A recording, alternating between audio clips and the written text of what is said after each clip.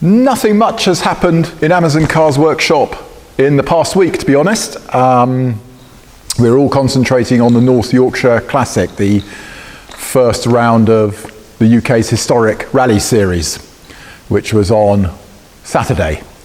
Actually quite pleased. It's been over a year since Gareth and I were out competing, and we came 18th, we were seeded 14th. Yeah, it's a bit disappointing from my point of view, but I got the route right, so I'm kind of pleased with that. But looking down the list, and Gareth put in some really nice test times as well in the Amazon. Second overall was Dan and Neil in the PV544 that we built up for Simon, some years ago now. So that's our engine and our suspension. And he came second overall, only beaten by a Peugeot 205 GTI. Just shows you really more about Dan Willen and Neil Frost as a very, very impressive team than it does about my PV544. But still, really pleased to see them up the top of the board there. There was also the P1800S of Phil was out, and the rather immaculate Amazon of the other Phil.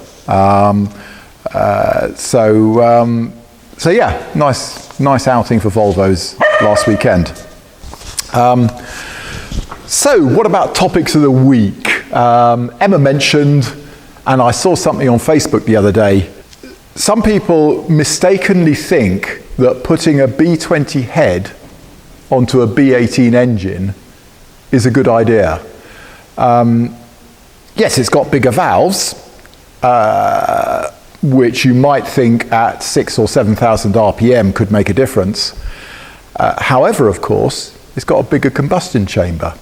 So what you're doing by putting a B20 head onto a standard B18 is simply collapsing the compression ratio. And of course, performance is all about compression ratios, amongst other things. So putting a B20 head on a B18, it is a downgrade, make no mistake. You are getting poorer performance and probably poorer economy as well. Not a good idea.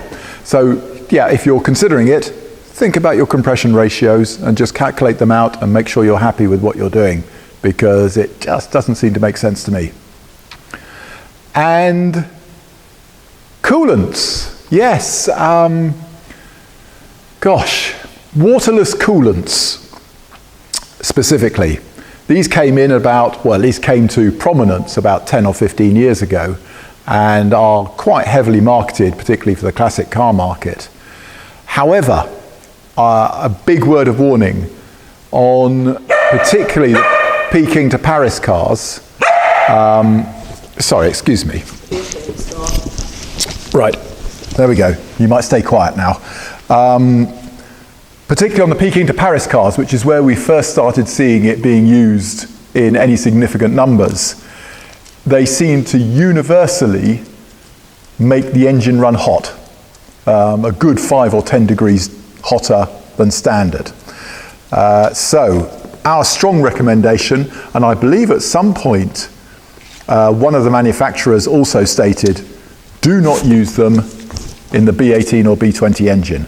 Stick with sensible water plus antifreeze. So that's waterless coolants.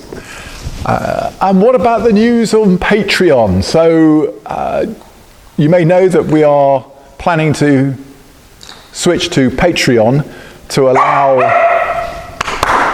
Come here, come on.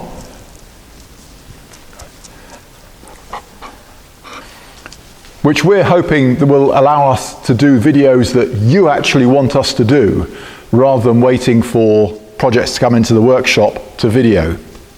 Now that is progressing nicely. We've now got the Patreon side of things pretty much sorted. We are very aware that we don't fully understand how to use Patreon to its full power to your advantage, but we will add all those bells and whistles in as we begin to understand the system better. But I do hope you'll join us initially on the tiered payments on the 1st of August. So that will actually have a promotional or an explanatory video specifically on the Patreon site very soon. I think you can probably already access our tier arrangement as it stands today and the description in Patreon. So if you type in Amazon Cars in Patreon, you should find it. Please have a look at that and see, send us any comments you like about what you see so far. Okay, let's just wander into the shop and just see what I found this week.